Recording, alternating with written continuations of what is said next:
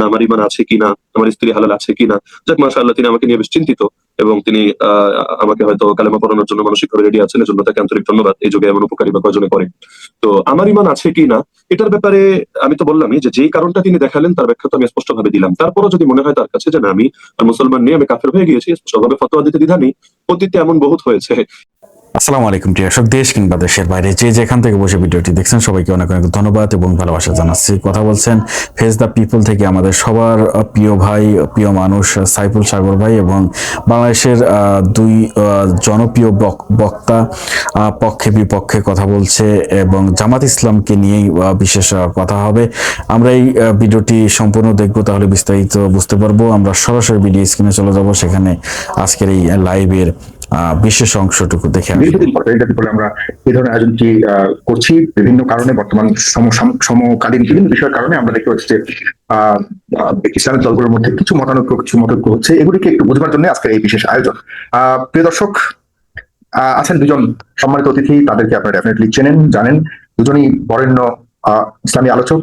আছেন জনাব আলী হাসান ওসামা এবং রয়েছেন জনাব রিজওয়ান রফিকি।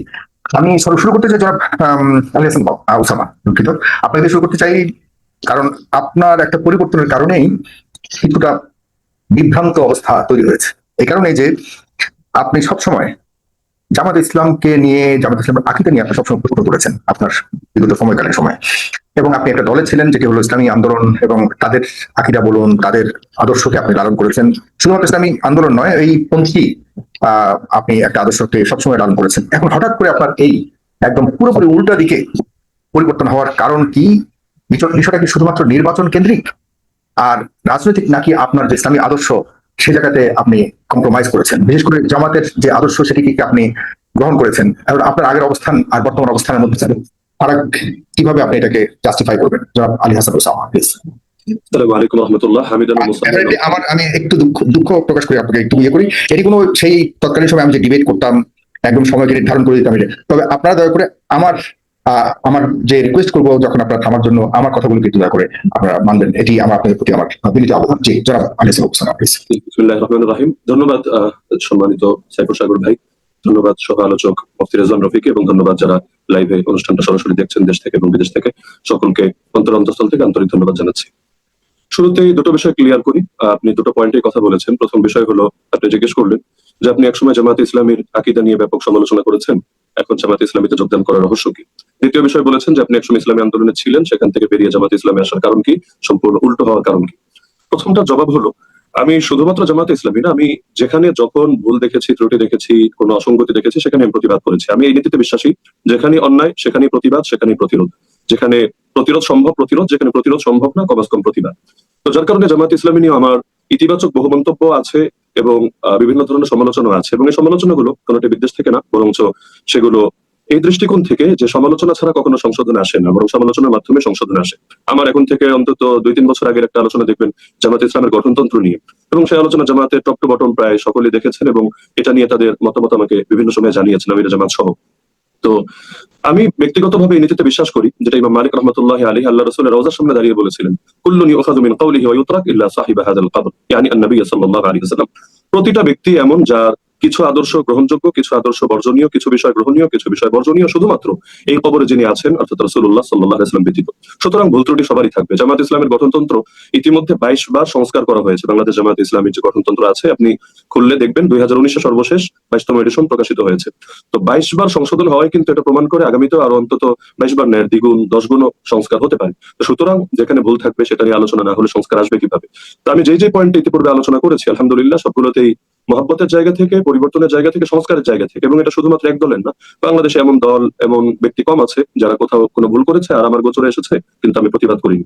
দ্বিতীয় বিষয় হলো, আপনি বলেছেন যে আপনি একসময় ইসলামী আন্দোলনে ছিলেন। আমার মনে হয় সাইফুল সাগর ভাই আজকে অনুষ্ঠানের আয়োজনটাতে একটু তাড়াহুড়া করেছেন, যার কারণে মন্তব্যের মধ্যে ওই ভুলটা চলে এসেছে। আমি কখনো ইসলামী আন্দোলনে ছিলাম না, একদিন, এক মুহূর্তে, এক সেকেন্ডের জন্য না। ভিন্ন একটা সংগঠনে ছিলাম। তো সংগঠন পরিবর্তন তো একটা স্বাভাবিক ব্যাপার। এটা আমরা যেমন ছাত্র জামানায় প্রতিষ্ঠান পরিবর্তন করার কখনো প্রয়োজন পড়তো। আপনি এক সময় এক মাদ্রাসায় ছিলেন, অথবা এক স্কুলে ছিলেন, আপনার এখন মনে হচ্ছে যে আপনি অন্য স্কুলে, সেটা এর চাইতে বৃহৎ হোক অথবা এর চাইতে আরো কোনো পরিশীলিত হোক, যে কোনো কারণে মানুষ প্রতিষ্ঠান পরিবর্তন করে। বাংলাদেশ থেকে এমন বহু ছাত্র আছে দারুল দেওবন্দে গিয়ে, দারুল করাচিতে গিয়ে, আল আজহারে গিয়ে, মদিনা ইউনিভার্সিটিতে গিয়ে পড়ালেখা সম্পন্ন করে। তো আমি মনে করি সবগুলো ইসলামী দলের মূল লক্ষ্যই হলো আল্লাহর জমিন, আল্লাহর দিনকে বিজয়ী করা। এটার জন্য এক একজনের কর্মপন্থার মধ্যে হয়তো ভিন্নতা আছে, এক একজন এক এক রোড ধরে আগাচ্ছে, কিন্তু গন্তব্য সকলের একই। তো গন্তব্য যদি একই হয়, সেক্ষেত্রে আমি অবশ্যই এমন কারোর সাথেই কাজ করা দরকার যেখানে কাজটা নিষ্ফলা মাঠের কৃষকের কাজের মতো হবে না, বরং যেখান থেকে, যেহেতু আমাদের জীবনটা বড় ক্ষুদ্র, অল্প জীবনে আমার মেধা, যোগ্যতা, প্রতিভা এমন কোথাও লাগানো দরকার যেখান থেকে সর্বোচ্চ ফলাফল বের হয়ে আসবে। তো আমি মনে করি বাংলাদেশ জামায়াত ইসলামীতে কাজের এই ক্ষেত্র আছে, এই বৃহৎ পরিসরটা আছে যেখান থেকে ব্যাপক কাজ করা সম্ভব। হ্যাঁ, বাকি থাকলো যে সমালোচনা আগে যেমন ছিল এখনো থাকবে। আগে হয়তো কখনো পাবলিক প্লেসে সমালোচনা হয়েছে, এখন ফোরামের মধ্যে সমালোচনা হবে। এমনকি আমিরা জামাত থেকে শুরু করে ওলামা বিভাগের দায়িত্বশীল থেকে শুরু করে যারাই আমার সঙ্গে কথাবার্তা হয়েছে, প্রত্যেকে এটা আমাকে বিশেষভাবে বলেছেন যে আপনার যখনই কোনো অসঙ্গতি দেখা দিবে আপনি অবশ্যই এটা আমাদেরকে অবগত করবেন। আর সর্বোপরি আমি লাস্ট যে পয়েন্টটা বলবো সেটা হলো জামায়াত ইসলাম একটা পলিটিক্যাল পার্টি। তো একটা পলিটিক্যাল পার্টির মূল লক্ষ্য আর উদ্দেশ্যের সাথে যখন কেউ একমত থাকে, তখন অন্যান্য অনেক বিষয় যেটা সাথে একমত না হলেও তারা তাদের সাথে কাজ করতে পারে। যেমন আমি যদি একটা উদাহরণ দিই, বাংলাদেশ আওয়ামী লীগ মুজিববাদে বিশ্বাসী, 4টা নীতিতে বিশ্বাসী, কিন্তু আওয়ামী লীগ করে এমন বহুত লোক আছে যারা 4 নীতি 4টাই মানে এমন না। যেমন সমাজতন্ত্র বিশ্বাস করে না, এমন বহুত মানুষ আওয়ামী লীগ করে যারা মুজিববাদের এই গুরুত্বপূর্ণ মূলনীতির সাথে একমত না। একইভাবে আপনি দেখেছেন বাংলাদেশ জামায়াত ইসলামীতে হিন্দু প্রার্থীও আছেন, মুসলিম প্রার্থী। তো মুসলিম প্রার্থী তিনি কোন আকীদা নিয়ে তিনি এখানে এসেছেন? আজকাল তো জামাত ইসলামী বললে মনে হয় এটা আকীদা ভিত্তিক একটা দল। না, আমি মনে করি জামাত ইসলামী আকীদা ভিত্তিক কোনো দল না, এটা ফিকহি কোনো মাযহাবও না। এবং এর প্রতিষ্ঠাতা যিনি ছিলেন সৈয়দ আবুল আলম মওদুদী সাহেব, তাকে জামাত ইসলামের কর্মী, নেতা, সমর্থক কেউই তার আকীদার ইমামও মনে করেন না, ফিকহি মাযহাবের ইমামও মনে করেন না। জাস্ট তিনি একটা দলের প্রতিষ্ঠাতা। তো আকীদার ক্ষেত্রে আহলে সুন্নাত ওয়াল জামাতের আকীদাই তো প্রতিটা মুসলমানের আকীদা হবে। মাযহাবের ক্ষেত্রে এটা অবশ্যই যার যার স্বাধীনতার ব্যাপারে, অঞ্চলে যেহেতু হানাফি মাযহাব প্রসিদ্ধ, অধিকাংশ হানাফি মাযহাবই ফলো করে থাকবে। তো এগুলোর সাথে তো পলিটিক্সের বিষয়টা সবসময় ওতপ্রোতভাবে জড়িত থাকে এমন না, বরঞ্চ এখানে জামাত ইসলামী এবং অন্যান্য সংগঠনগুলো মূল যে পয়েন্ট রাজনীতি করে যাচ্ছে, তো যেমন চরমনাই করে এমন বহুত লোক এমন আছে যারা পীর মুরিদি করে না, বা মানে পীর সাহেবের হাতে হাত রেখে বায়াতবদ্ধ হয়ে এই মুরিদি সিস্টেমের সাথে তারা অভ্যস্ত না বা একমত না, কিন্তু ইসলামী আন্দোলনের রাজনৈতিক ভিশনের সাথে তারা একমত, তারা কাজ করে যাচ্ছে। এটা যে কোনো দলের ক্ষেত্রেই হতে পারে। তো যার কারণে কোনো একটা দলের সাথে কাজ করার মানে এটা না যে আপনি আপনার আকীদা চেঞ্জ করে ফেলেছেন, আপনার মাযহাব চেঞ্জ করে ফেলেছেন। এগুলো প্রপাগান্ডা এবং ভুল ধারণা ছাড়া অন্য কিছু না। ধন্যবাদ। আমি আশা করি আপনার প্রশ্নের জবাব চলে এসেছে। জি, আমি আরো কিছু যে প্রশ্ন করতে চাই, রিলেভেন্ট ছোট ছোট, যে ইসলামী আন্দোলন থেকে কিন্তু আপনার এই পরিবর্তনের পর তারা অনেকগুলো অভিযোগ করেছে এবং আপনার আকীদা নিয়েও প্রশ্ন করেছে। আকীদাটা কি এখানে বেশি আপনি গুরুত্ব দিয়েছেন আপনার পরিবর্তনের মধ্যে, নাকি আপনার রাজনৈতিক প্রেক্ষাপট এই মুহূর্তে কেন, যখন মাত্র আর 20-25 দিন আছে সামনে জাতীয় ইলেকশন, এখানে কি এই পরিবর্তনের কিছু অন্য কোনো কিছু কাজ করেছে কিনা যার কারণে আপনি এই মুহূর্তে সিদ্ধান্তটা নিয়েছেন?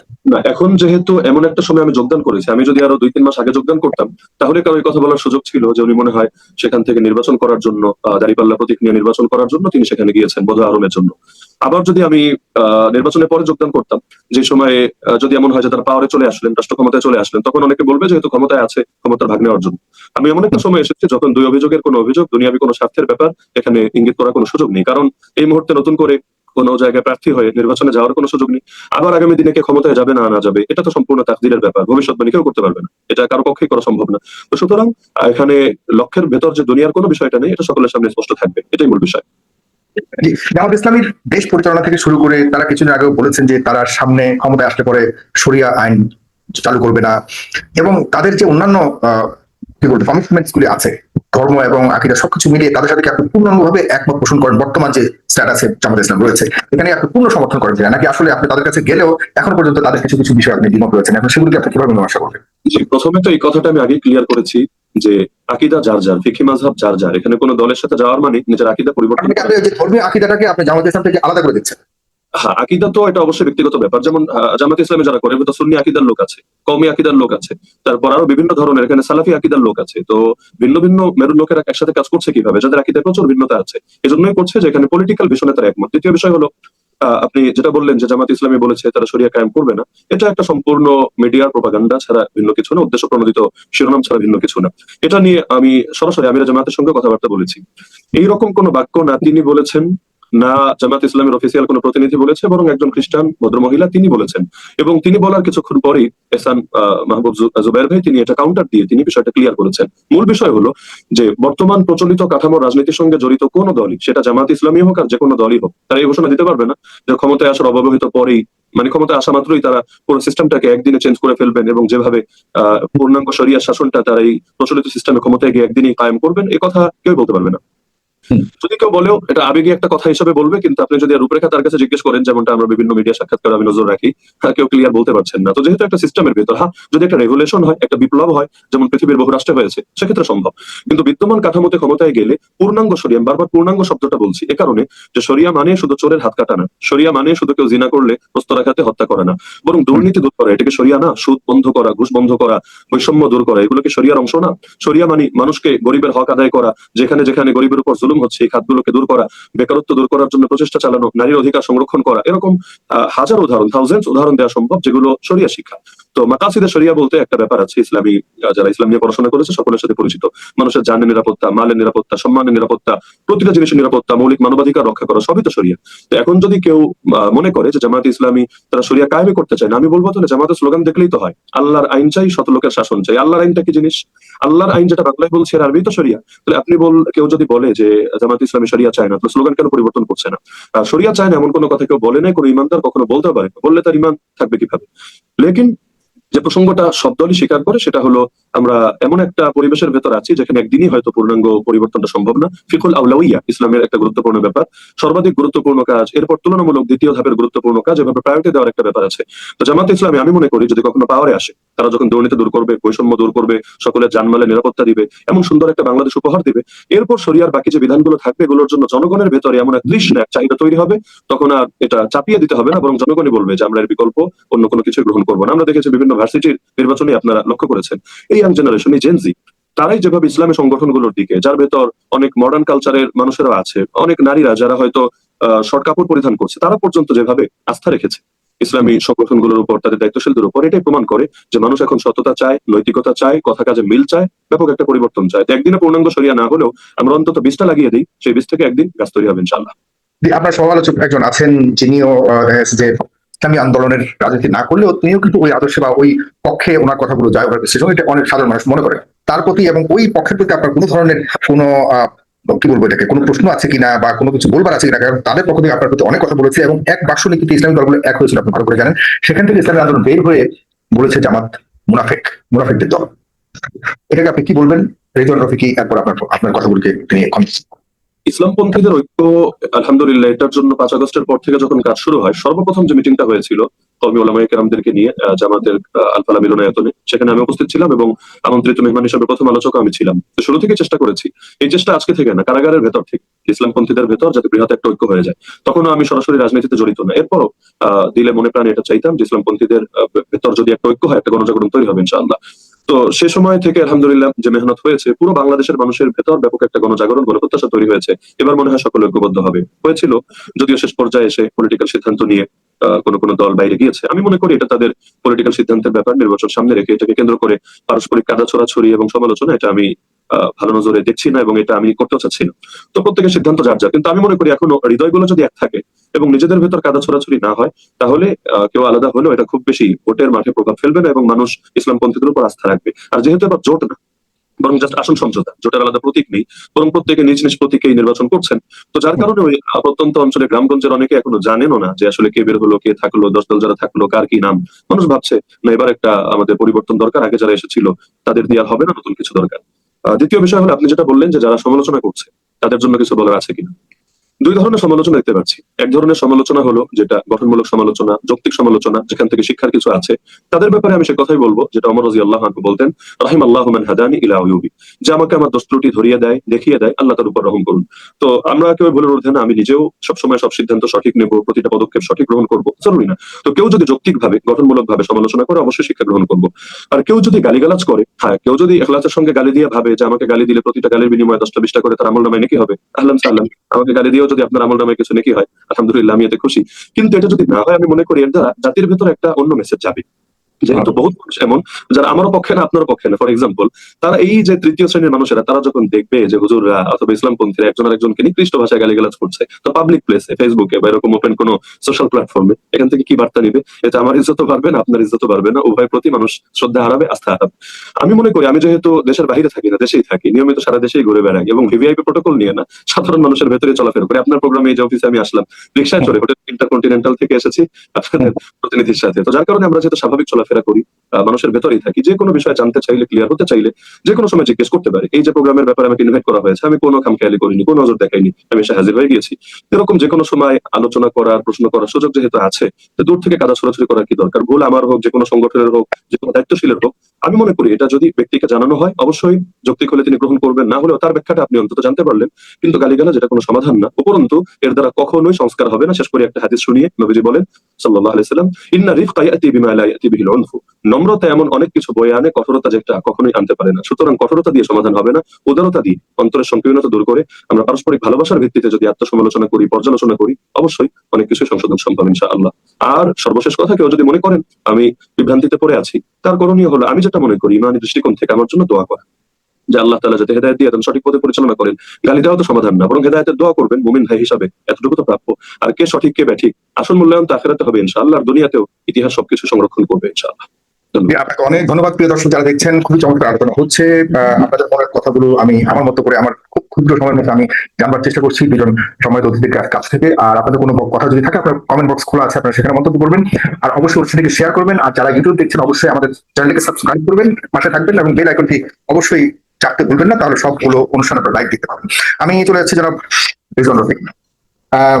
আপনি কিন্তু বেশ সরব ছিলেন বিষয়গুলো নিয়ে, গত কদিন যাবত বেশ কথাবার্তা বলেছেন। আপনাদের সবচেয়ে বড়, বিশেষ করে আপনি বা আমি আপনাকে বলবো না, আপনাদের যারা রয়েছেন আকীদাটাকে সবচেয়ে বেশি গুরুত্ব দিচ্ছেন।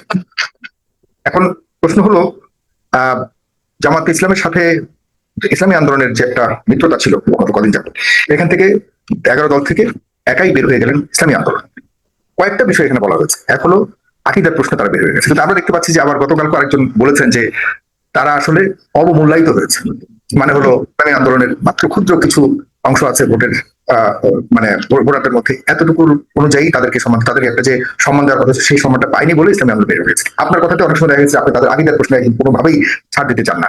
একটু জানতে চাই, যারা আলী হাসান আমাকে একটু স্পষ্ট করেছে সবগুলো প্রশ্ন, আপনার কাছে কোন ধরনের দ্বিমত আছে এই বিষয়ে? আসসালামু আলাইকুম ওয়া রাহমাতুল্লাহি ওয়া বারাকাতুহু। আসলে আমি এখানে তো মূলত আলী হাসান ওসামা ভাই বা কারোর সমালোচক হিসেবে আসিনি, জাস্ট দায়ী হিসেবে আসা। আমার আজকের এই কথা বলাটা বাস এটাও একটা দাওয়াতের জন্য। প্রথমত যে বিষয়টা আপনি যে প্রশ্ন করছেন ইসলামী আন্দোলনের বিষয়ে আমাকে যে আপনি এখানে প্রশ্ন করছেন, আমি আগে থেকে আপনাদের এই বিষয়টা ক্লিয়ার করছি। এই জোটটা যখন শুরু লগ্ন থেকে হয়, এখান থেকে 2 মাস আগে আমার একটা বক্তব্য ব্যাপকভাবে এটা ভাইরাল হয়েছিল। আমি তখন থেকে কিন্তু এই জোটের বিরুদ্ধে, অর্থাৎ জামাত ইসলামের সাথে আমাদের কওমিপন্থীদের কোনো ধরনের ঐক্য হোক, এটা কিন্তু আমি আগেও চাইনি, এখনো চাচ্ছি না। এবং আমি ইনশাআল্লাহ আমার প্রতি এতটুকু আস্থা রাখতে পারি যে আমার একটু স্পষ্ট করবেন দয়া করে, মানে আপনাদের এই জায়গাগুলিকে আমরা সাধারণ মানুষ স্পষ্ট হতে চাই, মানে কেন জোট হতে পারে না? দুটি তো ইসলামিক দল হিসেবে মনে করেন কিনা? আর ইসলামিক দলগুলোর একটা ঐক্য হওয়ার কথা সামনে ইলেকশনকে ঘিরে, সেই চেষ্টার একটা অংশ হিসেবেই 11 দল করা হয়েছিল। এটা রাজনৈতিক একটা ঐক্য করা হয়েছিল। এখানে কেন আপনি মনে করছেন যে জামাত ইসলামের সাথে অন্য কোনো মিলই হওয়া বা কমিটির মিল হওয়া উচিত নয়? আমরা দেখতে পাচ্ছি শুধুমাত্র ইসলামী দল ছাড়া অন্য যারা রয়েছেন অনেকেই কমই অঙ্গ। প্রথমত বিষয় হলো যে জামাত ইসলামকে আমরা তো ইসলামিক দল মনে করি না। এটার মূল কারণের মধ্যে এটা অন্যতম। সেটা হলো যে জামাত ইসলাম কখনো আল্লাহ পাকের বিধান বা হুকুমত ইসলামী কায়েম করার জন্য তাদের আসলে তাদের সাংবিধানিক ভাবে তাদের সংবিধানটা যদি আপনি পড়েন, তো সংবিধানও দেখবেন যে তারা আল্লাহ দিন কায়েমের জন্য তারা বলে না, তারা কিন্তু আসলে মানব রচিত তন্ত্রের কথা বলে। আমি বিষয়টা আরেকটু ক্লিয়ার বলি। আমাদের আকাবির আসলাফ যারা, তারা সবসময় বলে আসেন জামাত ইসলাম এবং আমাদের ইসলাম কখনো এক নয়। এর যদি বিস্তারিত আলোচনা হয় তাহলে আমার একটু সময় দিতে হবে, আমি বিস্তারিত সবটা পড়ে বলতে পারবো না, বা কিছু কিছু নমুনা আপনার সামনে পেশ করি। যেমন প্রথমত জামাত ইসলামকে চিনতে হলে আমাদেরকে জামাতের প্রতিষ্ঠাতা মওদুদীকে চেনা দরকার। আমাদের এখানে মাঝখানে আমাদের ওসামা ভাই একটা কথা বলেছেন যে জামাত ইসলাম এবং এটা একটা রাজনৈতিক সংগঠন, এটা কোনো আকীদা ভিত্তিক সংগঠন না। এবং তিনি এই কথা বলতে চাচ্ছেন বারবার যে মওদুদীর আকীদার সাথে জামাতে যদি কেউ জামাত করে তাহলে তার কোনো সখ্যতা বা তার কোনো মনের মিল হওয়া বা আকীদার মিল হওয়ার কোনো প্রয়োজন নেই। এটা আসলে ওসামা ভাইয়ের একটা, মানে যে তিনি যে কথাটা বলেছেন এই কথাটাই মনে করবো যে ওসামা ভাই কথাটা হয়তো না জেনেই বলেছেন। কারণ ওসামা ভাইয়ের এই জিনিসটা জানা দরকার যে জামাত ইসলামের যিনি প্রতিষ্ঠাতা, তার হাত ধরেই এই জামাত ইসলামের বাংলাদেশের আগমন। এবং বাংলাদেশে যারা জামাত ইসলামের শুরু লগ্ন থেকে যারা নেতৃত্ব দিয়ে আসছে, তারা কিন্তু সর্বদাই এই কথাটা বলে আসছে যে জামাত ইসলাম এবং মওদুদী এক ও অভিন্ন। দেখেন আমি এই ব্যাপারে আপনাকে বেশ কয়েকটা প্রমাণ আমি আপনাদের সামনে পেশ করতে পারি। জামাত ইসলাম এবং আমাদের মওদুদীর ইসলাম যে এক, এটার আমি 8টা প্রমাণ আপনাদের সামনে পেশ করি। 1 নম্বর হলো অধ্যাপক গোলাম আজম, সাপ্তাহিক সময়ের বাংলা 4 অক্টোবর 1991 এই দিনে অধ্যাপক গোলাম আজম বলেছিল জামাত ইসলামী ও মাওলানা মওদুদী এক ও অভিন্ন। এবং এই দিন মওদুদী সাহেব এটাও বলেছিল জামাতের 50 বছর পূর্তি উপলক্ষে এই অনুষ্ঠানে যে আবুল কালাম আজাদ, মাওলানা আবুল কালাম আজাদ এবং মাদানী তারা ধর্ম নিরপেক্ষ মতবাদ গ্রহণ করে তাই সেটা বিশ্বাসী ছিল, সুতরাং তাদেরকে এক প্রকার কুফরি একটা ট্যাগ দেওয়া হয়েছিল। যাই হোক, এখানে অধ্যাপক গোলাম আজম স্পষ্ট করে বলেছে জামাত ইসলাম ও মাওলানা মওদুদী এক ও অভিন্ন। 2 নম্বর প্রমাণ হলো মওদুদীর চিন্তাধারার স্বর্ণ ফসল জামাত। এটা আব্বাস আলী খান, সাপ্তাহিক সময়ের বাংলা 4 অক্টোবর 1991। এই কথাটা আব্বাস আলী খান বলেছিল, মওদুদীর চিন্তাধারার স্বর্ণ ফসল হলো জামাত। 3 নম্বর প্রমাণ, অধ্যাপক গোলাম আযম দৈনিক ইনকিলাব 1 অক্টোবর 1991 বলেছিল, কোরআনকে বর্তমান যুগোপযোগী রূপে উপস্থাপন করেছেন মাওলানা মওদুদী। 4 নম্বর প্রমাণ, অধ্যাপক গোলাম আযম দৈনিক ইনকিলাব 1 অক্টোবর 1991, সে বলেছে, ইসলামী রাষ্ট্র কায়েমের ইচ্ছা থাকলে মাওলানা মওদুদীর লেখা বই পুস্তক অবশ্যই পড়তে ও বুঝতে হবে। তার মানে মাওলানা মওদুদীর বই পুস্তক না পড়লে কখনো ইসলামী রাষ্ট্র কায়েমের কোনো মানে স্বপ্নই দেখার কোনো সুযোগ নেই। তার মানে এই কথাই গোলাম আযম বারবারই এটা বোঝাতে চেয়েছে মাওলানা মওদুদী এবং জামাত ইসলাম এক ও অভিন্ন। 5 নম্বর প্রমাণ, অধ্যাপক গোলাম আযম সাপ্তাহিক সোনার বাংলা 4 অক্টোবর 1991 বলেছে, আধুনিক যুগে ইসলামী রাষ্ট্র কায়েমে মাওলানা মওদুদী তাফসীর পড়তে হবে। 6 নম্বর প্রমাণ, 4 অক্টোবর সাপ্তাহিক সোনার বাংলা ডক্টর জহুরুল হক ভুইয়া লিখেছে, তাফহিমুল কোরআন যুগান্তকারী তাফসীর ও রেনেসা, মানে বৈপ্লবিক চিন্তা আনতে পারে এই তাফসীর তাফহিমুল কোরআন। 7 নম্বর প্রমাণ, অধ্যাপক গোলাম আযম সাপ্তাহিক সোনার বাংলা 4 অক্টোবর 1991 বলেছে, তখনকার অর্থাৎ আগেরকার তাফসীর ইসলামী আইনের ব্যাখ্যার জন্য উপযোগী ছিল না। তখনকার তাফসীরে মাসআলা মাসাইল গুরুত্ব বেশি ছিল। তার মানে মাওলানা মওদুদী তাফসীরের পুরা বিষয়টাকে একেবারে স্পষ্ট করে দিয়েছে, মানে পুরা কোরআন শরীফের মূল মগজ যে তাফসীরের মধ্যে লুকিয়ে সেই তাফসীরটার মূল থিমটা দিতে পেরেছে একমাত্র মাওলানা মওদুদী।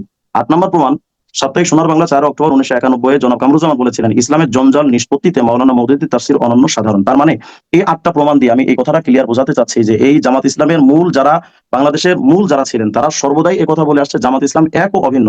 কিন্তু আমাদের একটা বিষয় দুঃখ লাগে কি জানেন, যে যারা হঠাৎ করে এই জামাত ইসলামে ঢুকে যায় বা যারা এই জামাত ইসলাম ঢুকে এদের ব্যাপারে মৌলিকভাবে তাদের জ্ঞান না থাকে, তখন তারা দেখা যায় হুট করে এসে বলে মাওলানা মওদুদী এবং তার আকীদা আমাদের জন্য পালনীয় নয়। অথচ মাওলানা মওদুদী এবং জামাত এক ও অভিন্ন গোলাম আযমের বলা।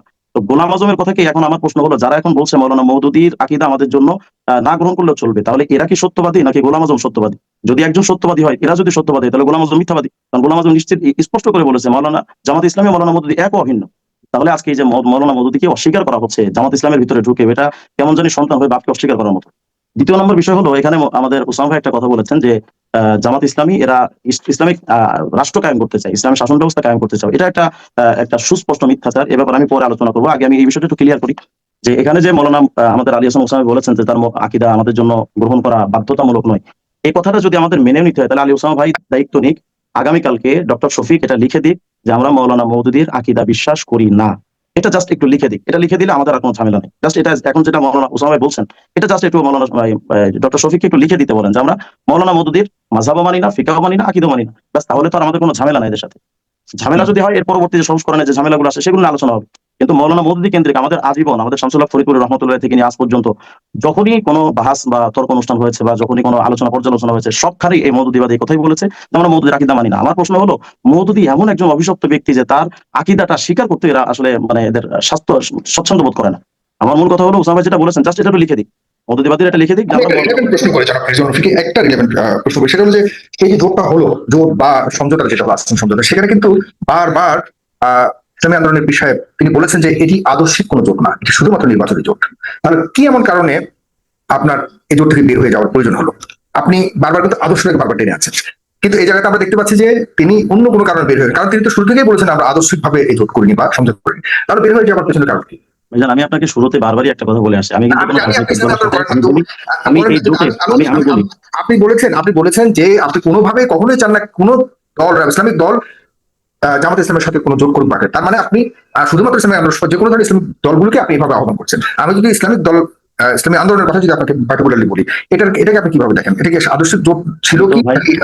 ভাই, আমি কিন্তু ইসলামী আন্দোলনের মুখপাত্র না। আমি যদি তাদের ব্যাপারে কোনো কথা বলি, আমি বলি, আমি তাদের ব্যাপারে কোনো জবাব দিলে এটা জাস্ট আমার গাল বাড়িয়ে চড় খাওয়া, কারণ আমি আপনার আলোচনাটা বেড়েছে গত কদিন যাবত শুধুমাত্র এই জোট ভাঙা, বেরিয়ে যাওয়া, এবং আপনি এখনো বলেছেন যে জামাত ইসলামের সাথে কোনো বা ইসলাম বিশ্ব ইসলামী আন্দোলনের ব্যাপারটাকে আমরা অনেক মনে করি যে আপনার বক্তব্যের মধ্যে তাদের যাওয়া আসা, জোটে থাকা, বেরিয়ে যাওয়ার অনেকটা প্রভাবান্বিত না করলেও আপনার অবস্থানটা ওই জায়গাতে আছে। তো আপনি ওদের রাজনীতি করেন না সরাসরি, সেটা স্পষ্ট। কিন্তু আমি বলেছি যে এই জোটটার মধ্যে বেরিয়ে যাওয়ার ক্ষেত্রে আদর্শিক না হওয়া সত্ত্বেও কেন বেরিয়ে যাওয়ার প্রয়োজন হলো বলে মনে করেন? নির্বাচনের জোট, এটা ইসলামী আন্দোলনের বিষয়ে বারবার বলেছে। এটা তো একমাত্র ইসলামী আন্দোলন বলতে পারবে, আমি তো ইসলামী আন্দোলনের আসলে তাদের দলীয় কেউ না। আপনার সমস্যা হলো শুধুমাত্র জামাত ইসলামের আকীদার সমস্যা, আর কোনো কিছু না। ব্যাস এটাই। জামাত ইসলামের আকীদা, তাদের রাজনৈতিক চিন্তা, তাদের সবকিছুই তাদের ব্যাপারে আমার কাছে প্রশ্ন আছে। আকীদার কারণে তাদের সাথে রাজনৈতিক জোট করার কোনো সুযোগ নাই, আমি এটা মানে সাপোর্ট করি না। ব্যাস, আমি এখানে বুঝাতে যাচ্ছি, আকীদাগত জোট যদি হতো তাহলে বুঝতে পারতেন যে না, জামাতের সাথে আপনি কোনোভাবেই আকীদা আমি বিশ্বাস করি না, সুতরাং কেউ আপনারা যাবেন না। কিন্তু আমি এটার বিরুদ্ধে কেন ছিলাম দেখেন, যদি জামাত ইসলামের সাথে রাজনৈতিক জোট হয় তাহলে এখানে সবচেয়ে বড় যে সমস্যা, দেখেন কিছুদিন আগে বাংলাদেশে এখন যদি মনে করেন বিএনপি কোনো একটা কথা বলে ইসলাম নিয়ে, মানুষ কিন্তু এটাকে মনে করবে না যে এটা ইসলামের একটা আকীদা বা একটা বিশ্বাস বা ইসলামিক কোন চেতনা। কিন্তু জামাত ইসলাম যখন মাওলানা রূপ ধারণ করে দাড়ি টুপি মাথায় নিয়ে যখন কোনো অঘটন বা অনৈতিক কোনো কথা বলবে, মানুষ মনে করবে যে এটা হুজুরে বলেছে, মাওলানা বলেছে, বাস এটা মনে হয় দলিল। দেখেন এর একটা বাস্তব প্রমাণ কিছুদিন আগে মনে করেন জামাত ইসলামে কোনো মাওলানা বা হুজুর নাই? হ্যাঁ অবশ্যই আছে, আমি তো অস্বীকার করছি না যে তাদের মৌলানারা যখন এটা বলবে, আমি এটা বলছি যখন তাদের কোনো আলেম এই কথাটা বলবে যে কোনো একটা ইসলাম বিরোধী কোনো একটা বিষয়ে বললো, তখন মানুষ মনে করবে যেটা একজন মৌলানা বলেছে, ইসলামী জামাত ইসলামের একজন লোক বলেছে, সুতরাং এটা অসুবিধা কি? যেমন আমি একটা প্রমাণ দিতে পারি, কিছুদিন আগে না, সেটার মধ্যে সমস্যাটা কোথায়? মানে জামাত ইসলামের প্রতি যারা এই করেন, সমস্যাটা এই যারা সমস্যাটা তারা কি আলেম নন? মানে আপনি কি মনে করেন তারা এই ধরনের ইসলাম নিয়ে কোনো কথা বলার কোনো অধিকার নাই? আপনি এটা মনে করছেন? অবশ্যই আছে। আমি তো বলছি ইসলামে কোরআন হাদিস ভিত্তিক অবশ্যই কথা বলার সবার অধিকার আছে, কিন্তু ইসলামের নাম ব্যবহার করে, আলেম নাম ব্যবহার করে কোনো অধর্মকে বাস্তবায়ন করা বা কোনো ইসলামের আকীদা বিরোধী কোনো বক্তব্য প্রচার করার সুযোগ নেই। যেমন আমি একটা প্রমাণ দিই, আপনার সমস্যাটা কোথায়। কিছুদিন আগে একটা স্লোগান উঠেছিল, হরি কৃষ্ণ হরি বল, দাড়িপাল্লা টেনে। পাল্লা টাইনে তোল। তো এই যে বক্তব্যটা যখন দেওয়ার পরে একজন হিন্দু দেখলাম একটা যাত্রাপালা অনুষ্ঠানে একজন হিন্দু বলছে যে যদি ওরা বলতে পারে তাহলে আমরা বললে সমস্যা কোথায়? তো এটা তো পলিটিক্যাল একটা এই কথাটা আমি বলি, এই কথাটা যদি একজন সাধারণ মানুষ বলতো যে ইসলামের কোনো দলের মধ্যে নেই, এমন কোন মানুষ বললে কিন্তু এই হিন্দু লোকটা এই কথা বলার সুযোগ পেত না। যেহেতু তারা দেখছে যে একজন মাওলানা বলছে, জামাত ইসলামের একজন লোক বলছে যে হরি কৃষ্ণ হরি বল, দাড়িপাল্লা টাইলে তোল। তো এই বক্তব্য দেওয়ার পরে তাদের কাছে এখন মনে হচ্ছে যে না, এখানে একটা রাজনৈতিক প্রশ্ন আছে আপনার কাছে যদি বলি। আমি একটা রাজনীতি হিন্দু মানুষ, করছি না ভাই। না, ঠিক আছে, রাজনীতি করছি না। আপনি কি মনে করেন কিনা রাজনীতি ধর্ম থেকে আলাদা? না, অবশ্যই রাজনীতি ধর্ম থেকে আলাদা না, বা রাজনীতিও সিয়াসত সেখানে ইসলাম, এটা ইসলামের একটা অংশ। কিন্তু আমি ব্যক্তিগত রাজনৈতিক দল আছে না, তাদের বিষয় নিয়ে আমরা কথা বলছি। এই যে হিন্দু লোকটার কথা বললেন, আপনি কওমি ঘরানার আলোচক বা আপনি কওমি ঘরানার ইসলামিক বিশেষজ্ঞ পাইয়ের ওই আদর্শকে আপনি লালন করেন। আপনারা যদি ক্ষমতায় যান বা আপনাদের আদর্শিক দলগুলো যদি ক্ষমতায় যায়, তাহলে হিন্দু মানুষদের অবস্থা কি হবে? হ্যাঁ, দেখেন কোরআন সুন্নাহর মধ্যে, থাকবে নাকি? কোরআন সুন্নাহর ভিতরে যারা, আপনারা কি শরিয়া আইন পালন করলে তাদেরকে মাস্ট আপনারা বাধ্য করবেন শরিয়া আইন পালন করতে হবে? দেখেন ইসলামের মধ্যে অমুসলিমদের ব্যাপারে বেশ কিছু নিয়ম কানুন আছে, কিছু নিয়ম নীতি আছে, যাদেরকে ইসলামের জিম্মি বলা হয়। তাদের ব্যাপারে ইসলামের যে সমস্ত বিধিবিধান আছে সেই বিধিবিধান বাস্তবায়ন করলে কোনো হিন্দুকে জোর করে ধর্মান্তরিত করা হবে না, তাদেরকে জোর করে মাথায় টুপি পরানো হবে না, তারা তাদের ধর্ম পালন করবে। যেমন একটা হাদিসের মধ্যে আছে, আরামান যালামা মুআহাদান আও ইনতাকাসাহু আও আখাযা মিনহু বিগাইরি তিবি নাফসিন। রাসূল সাল্লাল্লাহু আলাইহি ওয়াসাল্লাম বলছেন, যদি কোনো অমুসলিম তোমার কাছে তার পরিপূর্ণ তোমার জিম্মাদারিতে সে থাকে, তাহলে তুমি তার কোনো সম্পত্তিকে হরণ করতে পারবে না, তার উপরে কোনো বিষয় জোর করে চাপিয়ে দিতে পারবে না, তার উপর জুলুম করতে পারবে না, তার সম্পত্তি নষ্ট হরণ করতে পারবে না। যদি এমনটা করো ফানা হাজিজ হইয়া আমাল কিয়ামah, রাসূল সাল্লাল্লাহু আলাইহি ওয়াসাল্লাম বলছেন আমি তার বিরুদ্ধে কিয়ামতে মামলা দায়ের করব। সুতরাং অমুসলিম যারা, তারা ইসলামী শাসন ব্যবস্থার মধ্যে তারা তাদের সম্পূর্ণ অধিকার নিয়ে, তারা তাদের অধিকার নিয়ে থাকবে। ইসলাম কোনো বিষয় তাদের উপর চাপিয়ে দিবে এই আইন তো করে দেওয়া হয় না। সুতরাং ধর্মের জায়গায় থাকবে, তারা তাদের ধর্ম পালন করবে। কিন্তু এখানে বেশ কিছু শর্ত সারায় থাকে, যেমন তারা যদি আমাদের বিরুদ্ধে যুদ্ধ করতে না আসে বা আমাদের কোনো কিছুতে গালিগালাজ না করে, তাহলে সেক্ষেত্রে তাদের কোনো অধিকার হরণ করা হবে না। কিন্তু তারা যদি ইসলামিক রাষ্ট্রে বসবাস করে, শরিয়া ভিত্তিক একটা মানে আপনারা ইসলামিক রাষ্ট্র বসবাস করে সেখানে তো হিন্দুদের রাজনীতি করবার অধিকার থাকবে কিনা? অবশ্যই তারা করবে, তাদের ধর্ম অনুযায়ী কাদের সাথে রাজনীতি করবে? তারা তাদের ইসলামের বাহিরে যে অংশটা থাকবে, তারা তাদের অধিকার প্রতিষ্ঠার জন্য যে বিষয়গুলো করা দরকার, তারা যে সিস্টেমে করা দরকার, তারা তাদের বেল্টে করবে। এবং ইসলামী শরিয়া যারা রাষ্ট্রপ্রধান থাকবেন, তারা তাদের সেই অধিকারটা দিয়ে দিবেন। না, তাদের সেই একই পার্লামেন্টে যেতে হবে, একই সাথে আইন পাস করতে হবে, পাশাপাশি বসতে হবে, ব্যাপারটা কি নাকি তাদের জন্য আলাদা কোনো পার্লামেন্ট থাকবে? ব্যাপারটা তারা তো তাদের দাবি দাওয়া, তাদের প্রয়োজনীয় বিষয়গুলো তারা তো এই কারণে বলছি, দাড়িপাল্লা টেনে তোল, এটা তো একটা রাজনৈতিক ভাবে তারাও রাজনৈতিক পার্ট হয়েছে, শুধুমাত্র রাজনৈতিক পার্ট, আকীদাগত পার্ট তো হয়নি। এটা জামাত বলছে, কিন্তু আপনারা আকীদাগত বিষয়টাকে আপনারা রাজনীতিতে মানে মিলাবার চেষ্টা করছেন। এই বক্তব্যটা কিন্তু দিচ্ছে মিয়া গোলাম পরোয়ার। গোলাম পরোয়ার কিন্তু প্রথমে এই বক্তব্যটা দিয়েছে যে হরি কৃষ্ণ হরি বল, দাড়িপাল্লা টেনে তোল। এই বক্তব্যটা যখন একজন মুসলিম তার জবান থেকে, না, এটা উনি দেননি, ওটা উনি দেননি, এটা দিয়েছেন যে নন্দী যে ভদ্রলোক, যে এবং তাদের যে হিন্দু সমাজের একটা বক্তব্যে মিয়া গোলাম পরোয়ার একটা বক্তব্যে এটা বলেছিল যে হিন্দুদের আগে তো মনে করতো যে আওয়ামী লীগের মানে মার্কা হলো নৌকা, এখন হিন্দুদের মার্কা হলো দাড়িপাল্লা। তো এই হিন্দুদের মানে মার্কা দাড়িপাল্লা হরিকৃষ্ণ হরি বলে তেমন কোনো তফাৎ নাই, কাছাকাছি। মানে এই কথার স্বাদ নির্যাসে কিন্তু হরিকৃষ্ণ হরি বলটা চলে আসছে। আর আরেকটা বিষয় হলো, এখানে আমি আরেকটা বিষয় বলি, সেটা হলো যে আলী ইসলাম সমাজে বলছেন যে তারা সমাজের রাষ্ট্র ব্যবস্থায় গেলে তারা মানে ইসলামী শরিয়া কায়েম করবে। এই যে একটা বিষয় তিনি অস্বীকার করলেন যে ডক্টর শফিক এই কথাটা বলে নাই। আমার এই ক্ষেত্রে উসামা ভাইয়ের কাছে একটা অনুরোধ থাকবে, কি জানেন, যে যদি কেউ কোনো আকাম করে তাহলে সেই ক্ষেত্রে নিজের তরফ থেকে ব্যাখ্যা না দিয়ে তাদের থেকে ব্যাখ্যা নিয়ে সেই ব্যাখ্যাটা প্রচার করা সবচেয়ে ভালো। নিজের তরফ থেকে আমি কোনো অঘটন অনৈতিক কোনো কিছু করলে আমি তার ডাল বাড়িয়ে চড় খেয়ে আমি এটা জবাব দিতে যাবো কেন? দেখেন জামাত ইসলাম কিন্তু শরিয়া আইন কায়েম করবে না, এটা তো শুধু তাদের মুখের বক্তব্য না। এখন তারা যখন এই বক্তব্যটা দেয় এবং মিডিয়াতে যখন ঢালাভাবে প্রচার হয়, তখন তারা ডাইরেক্ট অস্বীকার করে বসে যে আমরা এমন কথা বলি না। অথচ আমি তাদের সংবিধান থেকে আপনাকে দেখাই, আগে এই দুইটা পাঠ আমি আপনাকে দেখাই। যেমন দেখেন আজকে সম্প্রতি সময় আজকের ঘটনা হলো, ব্যারিস্টার আনোয়ার সেও বলছে শরিয়া আইন কায়েম করবে না, আজকের ঘটনা। এবং এর আগে পার্থ দাস তো 14 জানুয়ারি 2026 সে পার্থ দাস তো স্বীকার করেছে জামাত আমি বলেছেন ক্ষমতায় গেলে শরিয়া আইন বাস্তবায়ন করবেন না। এবং ডক্টর আব্দুল্লাহ মোহাম্মদ তাহের বিবিসি বাংলা সাক্ষাৎকার 18 সেপ্টেম্বর 2025, এখানেও ডক্টর তাহের বলেছে আমরা কবে কোথায় বলেছি জিতলে আমরা শরিয়া আইন কায়েম করব। দেখেন তারা কিন্তু মানে গোপনে হোক এই জায়গাটাতে একটা প্রশ্ন করি, মানে তারা কি আসলে কোথাও কি বলেছে যে আমরা ক্ষমতা গেলে সরিয়ে আইন চালু করবো?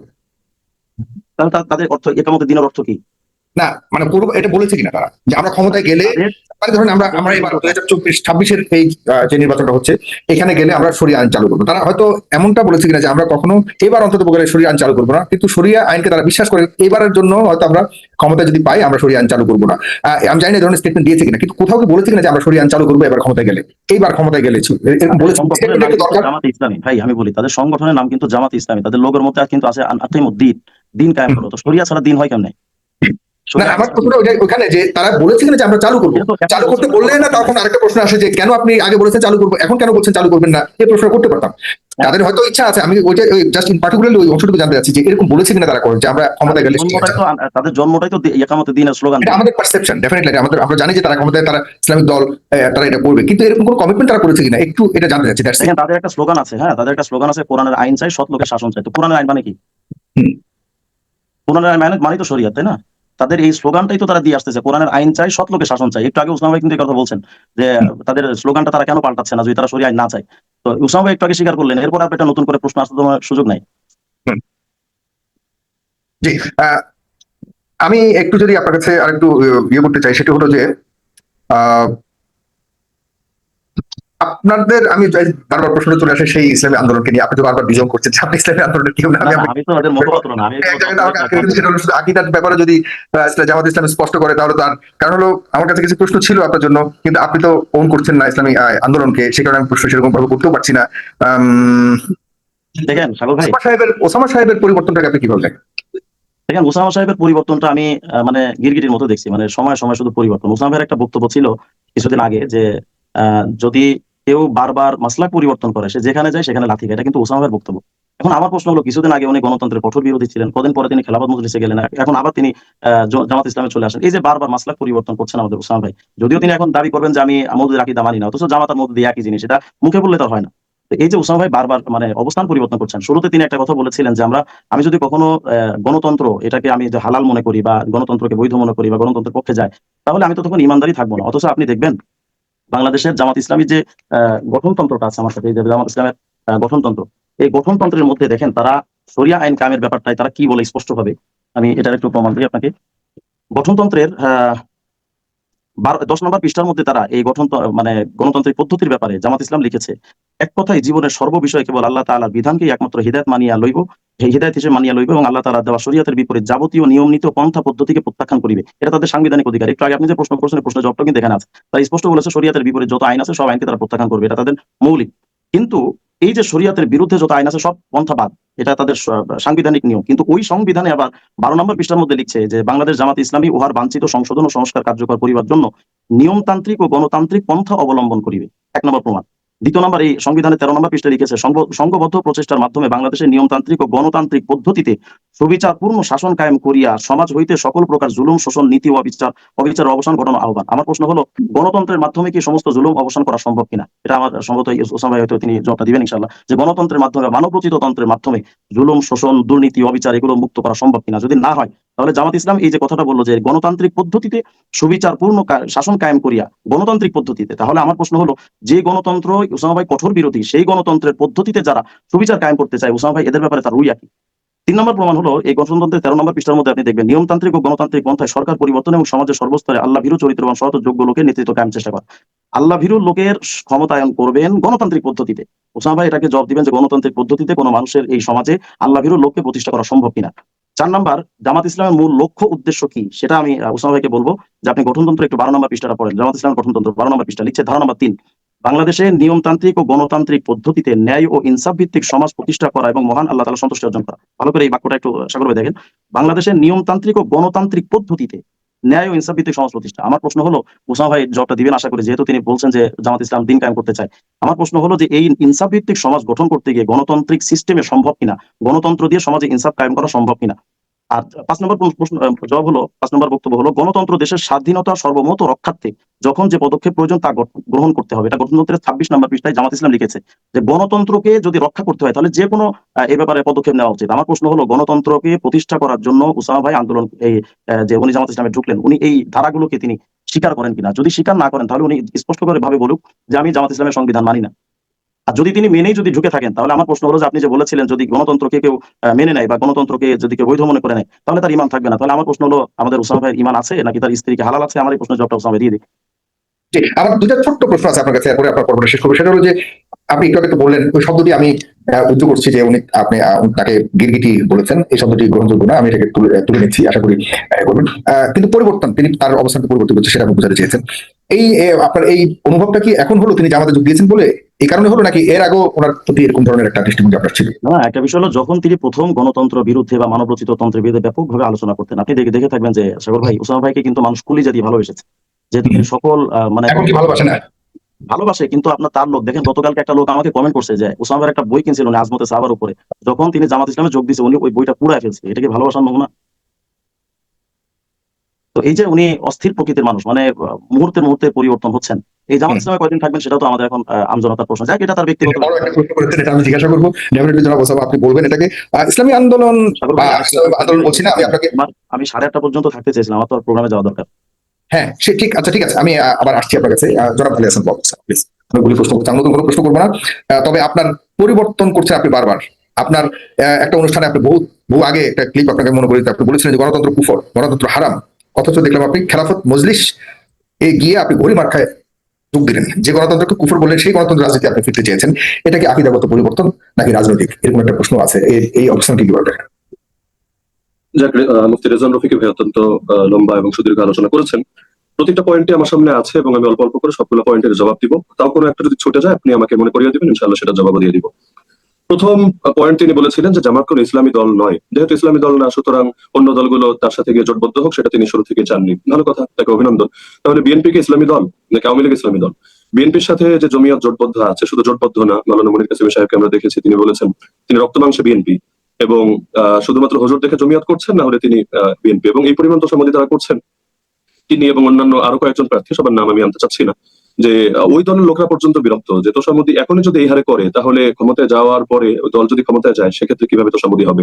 এবং তাহলে পূর্বে আনাস মাদানী এবং রুহি, মুফতি ফয়জুল্লাহ সহ যারা আওয়ামী লীগের তোষামোদী করেছেন, তাহলে তাদেরকে দোষারোপ করার দরকার কি?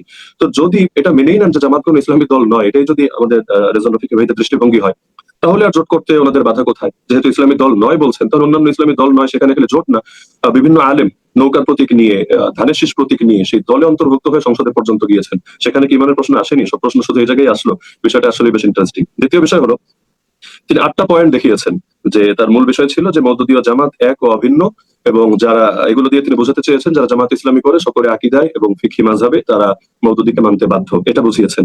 আর মজার বিষয় হলো তার আলোচনার মধ্যে এটা খণ্ডন আছে, কারণ তিনি আলোচনার মধ্যে হিন্দু প্রার্থীর কথা আনলেন। তো হিন্দু প্রার্থী কি মাওলানা মওদুদী সাহেবের আকীদাগুলো গ্রহণ করে তারপর তিনি নির্বাচনের মাঠে নেমেছেন এবং ফিকহি মাযহাবের ক্ষেত্রেও তাকে ফলো করে তারপর নেমেছেন? বিষয়টা তো আসলে অদ্ভুত ব্যাপার। মজার বিষয় হলো দাবি এবং দলিলের মধ্যে মিল থাকতে হয়। আপনি প্রমাণ যেটা দিবেন দাবির সাথে এটা মিল থাকতে হবে। 8টা পয়েন্ট তিনি বললেন, সময় নষ্ট করে আমরা শুনলাম। একটা পয়েন্টের মধ্যে এই জায়গায় আমি একটু এলিমেন্ট প্রশ্ন করি জনাব আলী হাসান, ওসামা, যে হিন্দু মানুষের তো আর এমনিতে ইসলামিক দল করবার সেই সুযোগ নাই। হিন্দু যে লোকটি রাজনীতি করছে, ইসলামিক দল যদি জামাত ইসলাম হয়ে থাকে, তাহলে কিভাবে একজন অন ইসলামিক বা অন্য কোনো ধর্মের রাজনীতি করার সুযোগ পায়? এই জায়গাটা এটা একটা কমন প্রশ্ন, আপনি রাখছি, আমি এটা পরে জবাব দিচ্ছি ধারাবাহিকভাবে। তো যে 8টা পয়েন্ট তিনি বলেছেন, একটা পয়েন্টের মধ্যে এমন ক্লিয়ার কোনো বক্তব্য নেই যেখানে তিনি দেখাতে পেরেছেন যে জামাত ইসলামী করতে চাইলে মাওলানা মওদুদীর আকীদা এবং তার ফিকহি মাযহাব মেনে করতে হবে, এরকম বিশ্বাস কেউ রাখেন না। তো তার 8টা প্রমাণের একটার মধ্যে আমরা দাবির সাথে দলিলের মিল পেলাম না। তিনি দেখাতে চেয়েছেন যে মওদুদী এবং জামাত অভিন্ন বা এক, এরকম কিছু বাক্য আনতে চেয়েছেন। তো একটা দলের প্রতিষ্ঠাতাকে দল থেকে তো আলাদা করা হয় না, বরঞ্চ যারা দল করবে তারা তার থিমটা নিয়ে করবে এবং থিম সামনে রাখবে, সেখানে যে যে ভুল ত্রুটি আছে, অসঙ্গতি আছে, সেটাকে স্কিপ করে। যেমন যে সমস্ত আলেম আওয়ামী লীগের নৌকা মার্কা নিয়ে সংসদে গিয়েছেন, তারা কি মুজিববাদের 4 নীতি মেনে গিয়েছেন? সমাজতন্ত্রে তারা ঈমান রেখে তারপর কি তারা সংসদে গিয়েছেন? ওই হুজুরদেরকে তো আমরা হাটাজারি মাদ্রাসা সহ বড় বড় মাদ্রাসায় দেখেছি, তারা বিভিন্ন সময় প্রতিনিধিত্ব করেছেন, গিয়ে মাহফিলে পর্যন্ত উপস্থিত থেকেছেন। তাদের ব্যাপারে তো এই ফতোয়া আমরা শুনিনি যে তারা কাফের হয়ে গিয়েছেন, গোমরা হয়ে গিয়েছেন। একইভাবে যারা জাতীয়তাবাদী দল অর্থাৎ বিএনপির সাথে যুক্ত হয়েছেন, বিএনপির মার্কা নিয়ে সংসদে গিয়েছেন, কেউ দল করে কেউ জোট করে, তারা কি বিএনপির জাতীয়তাবাদ এবং অন্যান্য যে আকীদা আছে এবং আগামী দিনেও তারা যে রেইনবো নেশনের যে কনসেপ্টটা সামনে আনছে এর সঙ্গে শতভাগ একমত পোষণ করে তারা কাজ করছেন? নিঃসন্দেহে না।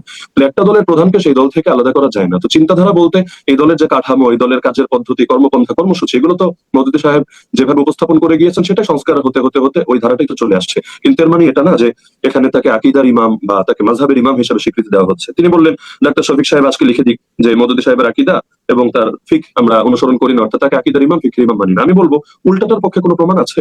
আমি যে কথাটা বললাম যে আকীদার ক্ষেত্রে এবং ফিকহি মাযহাবের ক্ষেত্রে মাওলানা মওদুদীকে কেউ ইমাম মানে নাই, এটা তো আমি আমার থেকে বানিয়ে বলিনি, দায়িত্বশীলদের থেকে শুনেই বলেছি, বিভিন্ন সময়ে বিভিন্ন শ্রেণীর দায়িত্বশীলদের থেকে শুনেই বলেছি। এমনকি আমার এই লাইভ তো ইনশাআল্লাহ কয়েক মিলিয়ন মানুষও দেখবে।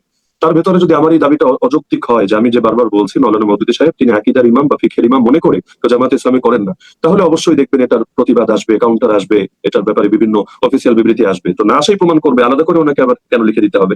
আচ্ছা, উনি মাঝখানে একটা বাক্য বললেন যে জামাতে ইসলামীর সমস্যা হলো আলেম নাম ব্যবহার করে অপব্যাখ্যা। জামাতে ইসলামীর কে আলেম নাম ব্যবহার করে আবার অপব্যাখ্যা করলেন?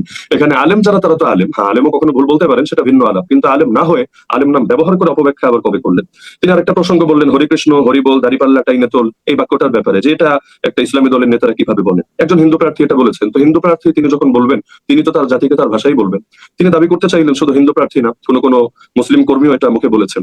এই নীতি আশা করি তিনি পরে আলেম হয়েছেন, না হলে কুফর কুফর না বাসদ।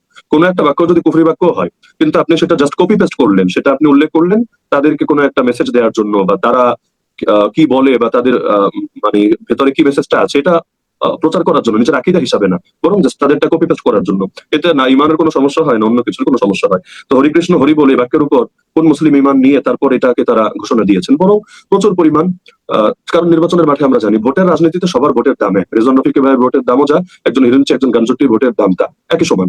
তো ভোটের রাজনীতিতে সবাইকে নিয়ে তো ভোট করতে হয়, এবং করার জন্য এখানে সবাইকেই আকর্ষণ করতে হয়, তাদেরকে তাদের ভাষায় বোঝাতে হয়। আমি নিজেও তো ফিল্ডে ছিলাম বহুদিন, একজন রিক্সাওয়ালাকে গিয়ে যেভাবে বুঝিয়েছি একজন প্রফেসরকে নিশ্চয়ই সেভাবে বুঝাইনি, একজন হিন্দুকে যেভাবে বুঝিয়েছি একজন মুসলিমকে নিশ্চয়ই সেভাবে বুঝাইনি, একজন আহলে হাদিসকে যেভাবে বুঝিয়েছি একজন সুন্নি ভাইকে সেভাবে বুঝাইনি। প্রত্যেকটা ধরন তো অবশ্যই আলাদা হবে। তিনি আরেকটা পয়েন্ট বললেন যে আমি একসময় গণতন্ত্র বিরোধী ছিলাম, তারপর খেলাফত মজলিসে গেলাম, এরপর জামাতে ইসলামীতে আসলাম। এটাকে কেন্দ্র করে তিনি একটা ব্যক্তিগত আক্রমণ করলেন। ব্যক্তিগত আক্রমণ করতে চাইলে যে কেউ করতে পারে। রেজন রফিক ভাইয়ের পূর্ণাঙ্গ জীবনী না হলেও গত 7-8 বছর আমাদের সামনে আছে।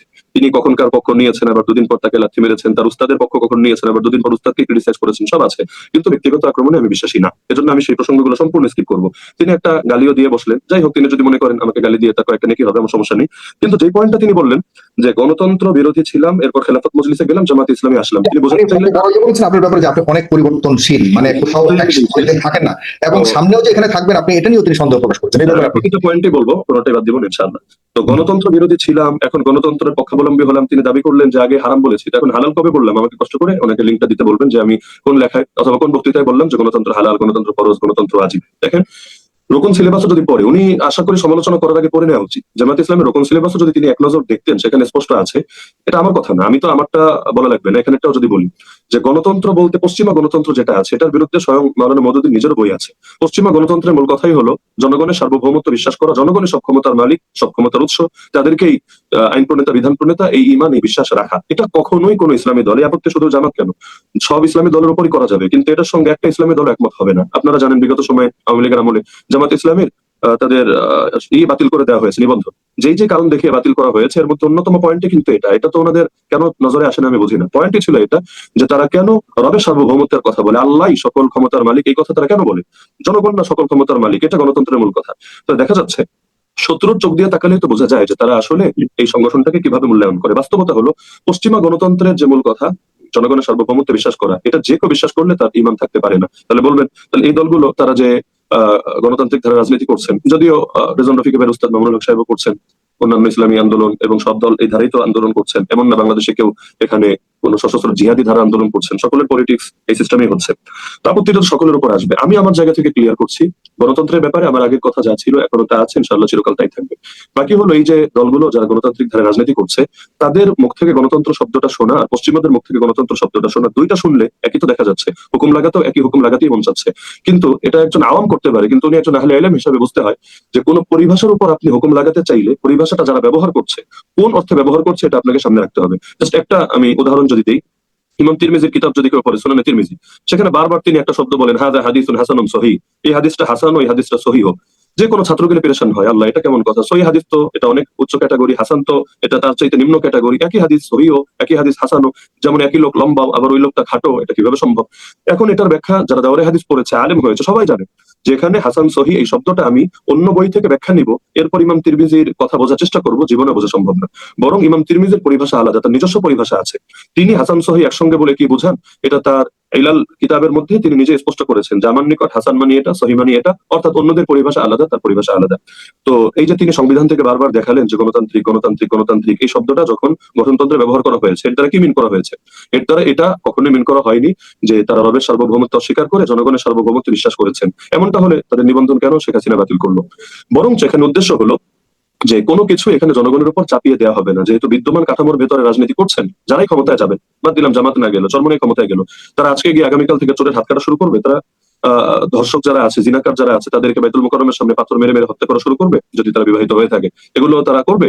হ্যাঁ, এখন তারা বলবে হ্যাঁ অবশ্যই করবো যদি জনগণ ম্যান্ডেট দেয়, যদি জনগণ একমত থাকে। তাহলে ঘুরে ফিরে সে জনগণের কাছে কেন যেতে হচ্ছে? কারণ প্রচলিত সিস্টেমটাই এমন। হ্যাঁ, আমি আগেও বলেছি, কেউ যদি রেভলিউশন করে, একটা বিপ্লব ঘটায় এবং একটা বিপ্লবী সরকার প্রতিষ্ঠা করে, সেখানে এত ধরাবাধা এত কিছু দরকার নেই। কিন্তু আমরা এমন একটা দেশে আছি যেটা দেখলে স্বাধীন হলেও চতুর্দিক থেকে খড়গ আমাদের উপর চেপে আছে এবং অনেকেই শব্দ নিয়ে অপেক্ষায় আছে যে শব্দটাকে চয়ন করে। তিনি বারবার বললেন যে তারা সরিয়া সরিয়ে শব্দটা কেন মুখে আনে না বা কেন অন্য কথাটা বলে। এই একটা শব্দের জন্য পশ্চিমা বিশ্ব একদম পুরা চাতক পাখির মতো মুখিয়ে আছে। খালি একটা শব্দ মুখ থেকে বের করবে, এরপর নিজেদের মতো ব্যাখ্যা করে তারা জাতিকে বোঝাবে, দেখো এরা দেশটাকে আফগানিস্তান বানাতে চায়, এরা মধ্যযুগীয় বর্বরতা ফিরাতে চায়।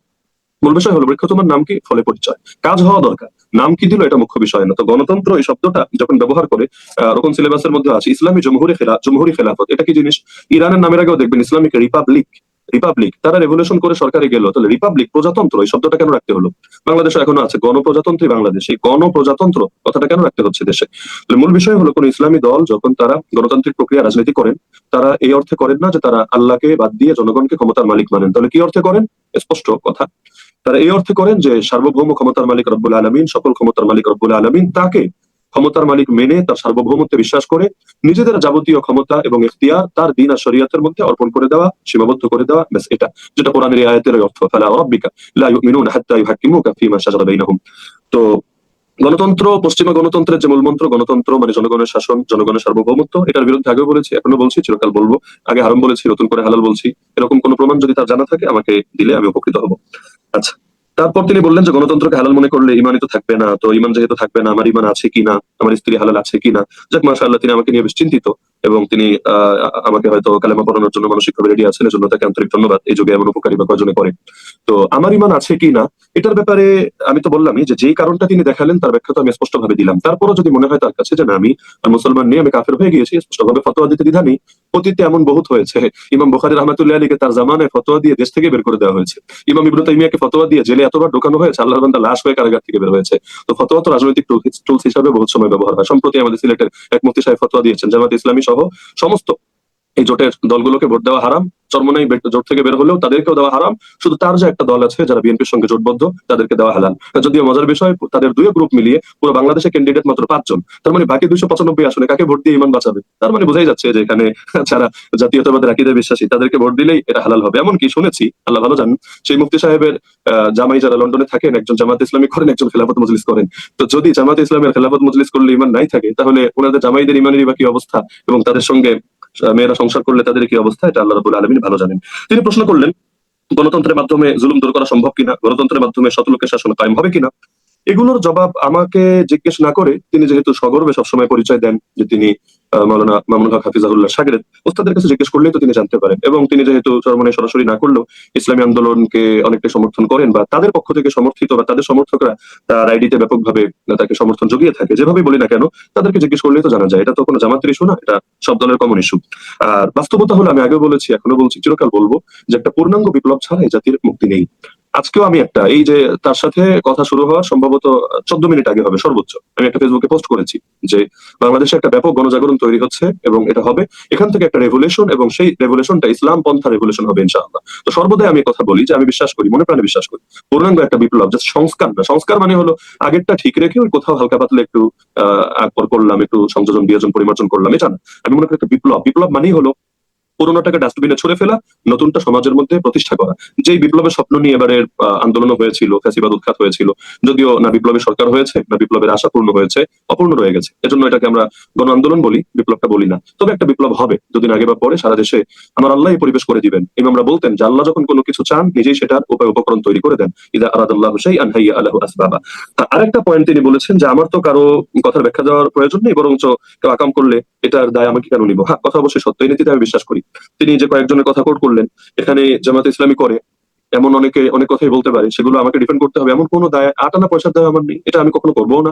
আমি তো সর্বদাই সমালোচনা করে আসছি। আমার বাপ ভুল করলে আমি তারও সমালোচনা করবো এবং এতে আমি কোনো লজ্জাবোধ করবো না। কারণ আবু বকর রাদিয়াল্লাহু আনহু খলিফা হয়ে প্রথম খুতবার মধ্যে এই পয়েন্ট বলেছিলেন যে, আমি যতক্ষণ সঠিক তোমরা আমাকে সাহায্য করবা, ফাআইনুনি, আর যখন আমি ভুল পথে চলে যাব তোমরা আমাকে সোজা করে দিবা। তো যেই ভুল করবে, আমরা উস্তাদের ক্ষেত্রে এই নীতি আমরা মানি যে উস্তাদের ক্ষেত্রে, জাল্লাতের ক্ষেত্রে কারো অনুসরণ হয় না। এজন্য দেওবন্দি উলামায়ে কেরাম কখনো সৈয়দ তাইফা হাজী ইমদাদুল্লাহ মুহাজির মক্কি রাহমাতুল্লাহি আলাইহি অনুসরণ করতে গিয়ে তিনি যেভাবে মিলাদ কিয়াম করতেন, দেওবন্দিরা এটা করেন না। কেন তারা মনে করেন এটা তার একটা বিচ্ছিন্ন মত, যে ক্ষেত্রে তিনি অনুসরণীয় না। এরকম প্রত্যেকের বিচ্ছিন্ন কিছু মত থাকে, কার নাই, কোন আলেমের নাই। এজন্য তো ইমামরা ফতোয়া পড়তে গেলে আমাদেরকে এই মূলনীতি শুরুতেই শেখানো হয় যে কেউ যদি বেছে বেছে ইমামদের, বড় বড় ইমামদেরও বিচ্ছিন্ন মত অনুসরণ করতে শুরু করে, সে কখনোই হকের উপর থাকতে পারবে না। কিন্তু তিনি যে প্রসঙ্গটা টানলেন যে শফিক সাহেব নাকি বলেছেন আমির জামাত যে ক্ষমতায় গেলে শরিয়া কায়েম করবেন না, এই কথাটা তিনি কোথায় বলেছেন? আদৌ যদি বলে থাকেন তাহলে তিনি এটা ভিডিও প্লে করে আমাদেরকে শোনাতে পারেন। হ্যাঁ, আমি নিজেও যোগদান যেহেতু আমির জামাতের হাতেই হয়েছে, ওই সময়ও তার সাথে আমার এটা আলাপ হয়েছে। তিনি কেঁদে ফেলেছিলেন। তিনি বললেন যে ইসলামী আন্দোলনের ভাইয়েরা আমাদের থেকে আলাদা হয়েছে, যাক, এটা তাদের পলিটিক্যাল ডিসিশন, এবং পীর সাহেবের প্রতি আমি সর্বদা শ্রদ্ধা রাখবো, কারণ ঐক্যের এই ডাকটা মহাসম্মেলনে লাখো জনতার সামনে প্রথমে তিনি দিয়েছিলেন। তো যারা আমার উপর কখনো এক পয়সা অথবা কোনো সামান্যতম কোনো অনুগ্রহ করে, আমি এটা চিরকাল কৃতজ্ঞ থাকি, চিরকাল স্মরণ রাখি। কিন্তু তিনি বললেন যে তাদের এক কেন্দ্রীয় নেতা, তিনি যে সম্মেলনে বললেন যে জামাত থেকে আলাদা হয়েছি কারণ তারা বলেছে ক্ষমতায় গেলে শরিয়া আইন কায়েম করবে না, তাদের আমির এই টাইপের কথা বলেছে। তিনি কেঁদে ফেলে বললেন যে একটাবার আমাকে অন্তত একটা ফোন দিত, এতদিন একসাথে আসা বসা ঘনিষ্ঠতা, একটাবার ফোন দিয়ে তারা নিশ্চিত হতো। যদি আমার মুখ থেকে এমন কথা বের হতো, আমি ক্ষমা চেয়ে নিতাম। আমি এখনো মরে যাইনি, আমি জাতির সামনে এটার জন্য প্রকাশ্যে ভুল স্বীকার করতাম যদি আমার এটা স্লিপ অফ টাং হয়েও থাকে। আর যদি আমি এটা না বলি, তারা এটা ক্লিয়ার হতো। কিন্তু এটা না করে তারা যে কথাটা বললো, এটা দুঃখ করে তিনি কেঁদে ফেললেন। তারপর আমি মনে করি যে এটা শুধু আমির জামাত বলে কথা না, সকলে মিলেও যদি ঘোষণা দেন যে আমরা শরিয়া কায়েম করবো না, তাহলে এটার সঙ্গে কেউ একমত হবে না। হ্যাঁ, এবং শরিয়া বলতে যদি এখানে শব্দের মারপ্যাচ খেলে, ওই যে বারবার বলছে যে আল্লাহর আইন চাই, তারা তো বলছে, কিন্তু শরিয়া শব্দটা কেন বলছে না? তো এখানে বুঝতে হবে যে এখানে শব্দ নিয়ে একটা, এই জামানায় যে পলিটিক্স, এখন পলিটিক্স হলো ন্যারেটিভের পলিটিক্স আর শব্দের পলিটিক্স। বিগত আমলে এক জঙ্গি ট্যাগ দিয়ে কি পরিমাণ রাজনীতি করলো আওয়ামী লীগ, শুধু জঙ্গি ট্যাগ, মানে কাউকে হত্যার জন্য কিছু লাগবে না, শব্দ একটা লাগিয়ে দিলেই চলবে। তো অনেক সময় এমন হয় আপনার বৃহৎ কাজ নষ্ট হবে জাস্ট একটা শব্দের জন্য। তো সাগর ভাই, শেষ পয়েন্টটা আমি শেষ করি। আপনি বলেছিলেন যে একটা ইসলামী দল থেকে অমুসলিম প্রার্থী হতে পারে কিনা, এটা প্রসঙ্গে আপনি বলেছিলেন। তো এটার জবাব আমি না দিয়ে রেজন রফিকে ভাই একটা কথা মাঝে বললেন যে যদি ইসলামী রাষ্ট্র হয়, সেখানে যারা মুসলিম থাকবে তারা স্বাধীনভাবে নিজেদের ধর্ম পালন করবে, এবং তারা তাদের কথাগুলো, তারা রাজনৈতিক দলও করবে, তাদের কথাগুলো রাষ্ট্রের সঙ্গে উপস্থাপনও করবে, যাতে করে তাদের যে কোনো ধরনের সংকট সমস্যা এগুলো রাষ্ট্র দূর করতে পারে। এই পয়েন্টটা তিনি যদি বলেন, তাহলে যে আসনে জামাতের অমুসলিম প্রার্থী আছে, সেই আসনের মেজরিটি কারা? সেই আসনের মেজরিটি যদি মুসলিম হতো আর তাদের উপর কোনো মুসলিমকে চাপিয়ে দেওয়া হতো, তাহলে প্রশ্নটা যৌক্তিক ছিল। কিন্তু আজও আমি ওই সেই প্রার্থীর আসনের যিনি নির্বাচন কমিটির সদস্য সচিব, এই হোটেল ইন্টারকন্টিনেন্টালে পলিসি সামিটে আমার সঙ্গে তার সাক্ষাৎ হয়েছে, তিনি নিজে বললেন যে সেখানে 60% ভোটারদের 60%ই হলো হিন্দু ভোটার, সনাতনী ভোটার। তো তাদের প্রতিনিধি যেহেতু তিনি হচ্ছেন, ম্যাক্সিমামই যেখানে অমুসলিম, অর্থাৎ একটা নির্দিষ্ট ধর্মের অনুসারী, তাহলে সেখানে তাদের প্রতিনিধি হতে বাধা কোথায়? এবং তিনি যে প্রতিনিধি হচ্ছেন জামাতের পক্ষ থেকে, জামাতের যে মূলনীতিগুলো আছে, গঠনতান্ত্রিক যে ধারাগুলো আছে, এর সঙ্গে একমত হয়েই তো তাকে হতে হবে, এর বাইরে তো না। তিনি সেখানে গিয়ে ইসলামের বিপক্ষে, আইনের পক্ষে কথা বলবেন এবং জামাত যে আদর্শ লালন করে সম্পূর্ণ বিরোধী কথা বলবেন, এই সুযোগই তো তার জন্য নেই। এমন হলে তো দলই তাকে রাখবে না, তিনি বহিষ্কৃত হবেন। তো তিনি তার যারা বাংলাদেশে সংখ্যালঘু জাতি আছে তাদের প্রতিনিধিত্ব করবেন, তাদের কথাগুলো তুলে ধরবেন। তো আফগানিস্তান একটা ইসলামী ইমারা হয়ে গিয়েছে, সেখানেও আপনারা দেখেছেন যে তাদের সরকারের ভেতরে, তারা দায়িত্বশীলদের ভেতরে শিয়া হাজারা গোষ্ঠীর লোক রেখেছে, যারা মুসলমানকে মুসলমান, এটা নিয়ে সেই বিতর্কে আমি যাচ্ছি না, এটা রেজন রফিক আমার চাইতে আরো ভালো অবগত আছেন। এরকম গোষ্ঠী যাদেরকে অনেকে মুসলমান মনে করে না, তাদের প্রতিনিধি ইসলামী ইমারা আফগানিস্তানের ভেতরে তারা ক্ষমতায় রেখেছেন। তাহলে কি বোঝা গেল যে প্রতিনিধি থাকা এটা দূষণীয় কিছু না।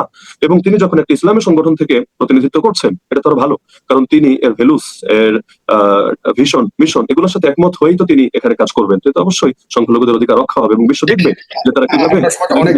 আমি আমাকে ক্ষমা করবেন যারা পালিয়ে আসেন, আমি জাস্ট একটা রিলেভেন্ট প্রশ্ন করছি। এটা হলো যে বলা, উনি একটাই দাবি করছেন যে সব ঠিক আছে, কিন্তু ডাক্তার শফিকুর রহমান বলুক যে তিনি আবু আলা মধুকির আকিকা পালন করেন না, এই ব্যাপারে আপনি কি বলবেন?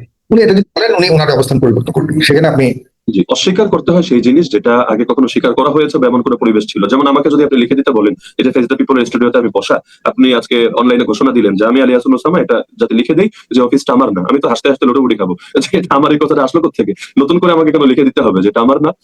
যে দাবি করে প্রমাণ তাকে দিতে হয়, যে দাবি করে না অস্বীকার কিন্তু অনেকগুলো রেফারেন্স দিলেন, অনেকগুলো রেফারেন্স দিলেন। এটাই তো আমি বললাম যে তিনি আপনি মাঝখানে সরে গিয়েছিলেন, এর জন্য পয়েন্টটা হয়তো আপনার মিস হয়েছে, যে তিনি যে 8টা পয়েন্ট বলেছেন তার একটাও তো দাবির সাথে প্রমাণের মিল নেই। একটা পয়েন্টও এমন কথা নেই যে জামাত করতে চাইলে এর কর্মী হোক, সহযোগী সদস্য হোক বা রোকন হোক, হতে চাইলে মাওলানা মওদুদীকে আকীদার ইমাম অথবা ফিকহি মাযহাবের ইমাম অন্তত মানতে হবে এবং তার সঙ্গে প্রতিটা আকীদার ধারা, প্রতিটা ফিকহি মাসালার ধারায় একমত হতে হবে, এমন একটা বাক্য তিনি দেখান, আমি আমার কথা সহ্য করিনি। বা যদি না দেখাতে পারে, তিনি 8টা কেন 800 পয়েন্টে যদি দেখান আসমান জমিন থেকে হাওয়াই পয়েন্ট, এটা তো হাস্যকর হবে। এতটুকু তার কমন সেন্স থাকা দরকার যে দাবির পক্ষে প্রমাণে মিল থাকতে হয়, না হলে কোত্থেকে ধরে এনে কপি পেস্ট করে দিবেন, আর জাস্ট সময় নষ্ট ছাড়া আর কিছু হবে না। তিনি দাবির পক্ষে একটা প্রমাণ দিক, আমরা আমাদের বক্তব্য উইথড্র করবো, কোনো সমস্যা নেই। আমরা যতদিন বেঁচে আছি অবশ্যই আমরা আমাদের লাস্ট 11 প্রশ্ন, যে আপনাদের এই কি বলবো, খুব সাধারণ বাংলা ভাষায় যেটা রয়েছে, ঢিল ছোড়াছুড়ি, কাদা ছোড়াছুড়ি যদি করি ইসলামিক দলগুলোর মধ্যে, এই জায়গাতে সাধারণ মানুষের দৃষ্টিভঙ্গির মধ্যে কিছুটা হলো কষ্ট রয়েছে, যে যেখানে যে ধর্মীয় দলগুলোর মধ্যে সবচেয়ে বেশি ঐক্য থাকবার কথা, তাদের মধ্যে অনেক কবি কি মনে করেন কিনা যে ধর্ম যারা পালন করে, লালন করে, তারা বিভ্রান্ত হচ্ছে। এই বিভ্রান্ত জায়গা থেকে উত্তরণের পথ কি?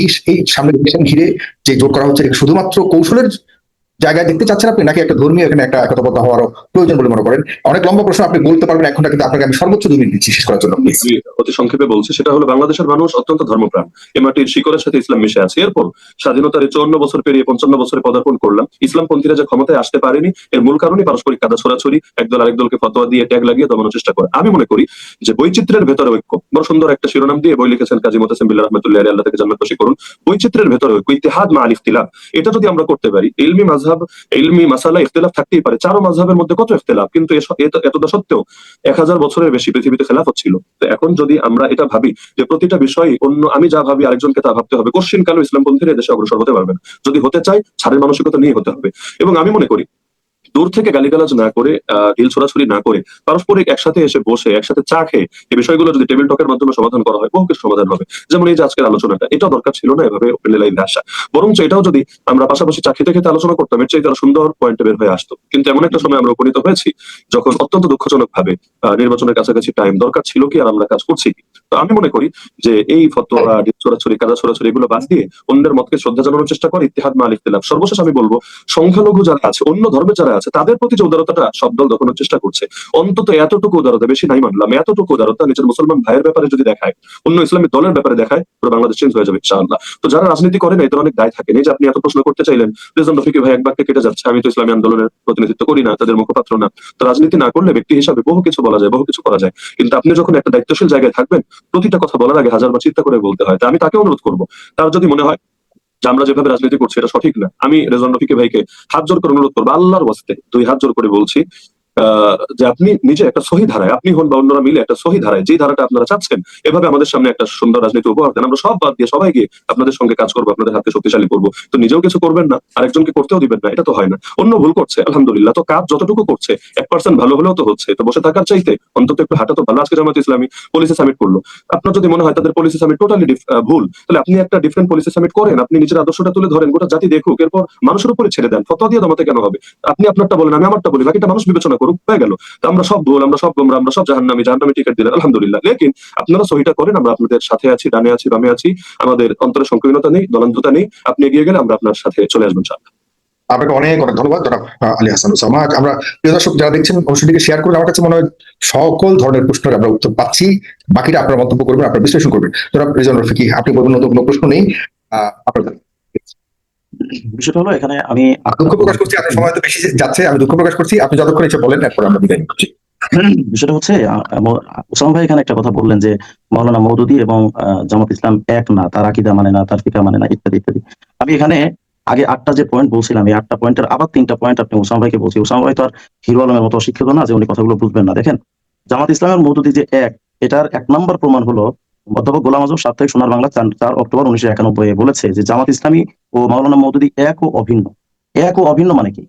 1 নম্বর কথা। 2য় নম্বর কথা হলো আব্বাস আলী খান সাপ্তাহিক সোনার বাংলা 4 অক্টোবর 1991 বলেছে মওদুদী চিন্তাধারার স্বর্ণফসল জামাত, মানে জামাতের ভেতরে যে চিন্তা চেতনা যা সবকিছুই মওদুদীর মগজ থেকে আসা। এরপরও কিভাবে অস্বীকার করা যায়? 3 নম্বর পয়েন্ট, এই জামাত ইসলামের ভাইরা তো এখন বলেন যে তারা ইকামতে দিন করবেন বা দিন কায়েম করবেন। দিন কায়েমের জন্য কাকে মানতে হবে সে কথাটাও তো অধ্যাপক গোলাম আজম দৈনিক ইনকিলাব 1 অক্টোবর 1991 স্পষ্ট করে লেখা আছে। ইসলামী রাষ্ট্র কায়েমের ইচ্ছা থাকলে মৌলানা মওদুদীর লেখা বই পুস্তক অবশ্যই পড়তেও বুঝতে হবে।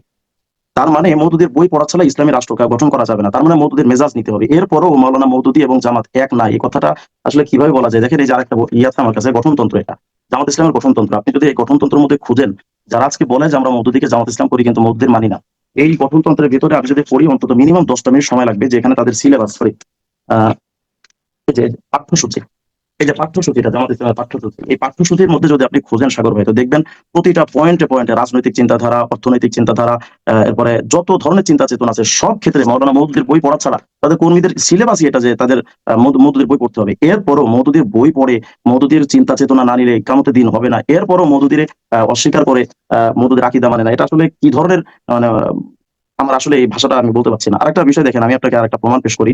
মওদুদী নিজে একটা বই লিখেছে যেটা বাংলায় জামাতে ইসলামের 29 বছর, এটা সৈয়দ আবুল আলম মওদুদী, বাংলা প্রকাশনা বিভাগ, বাংলা জামাত ইসলামী।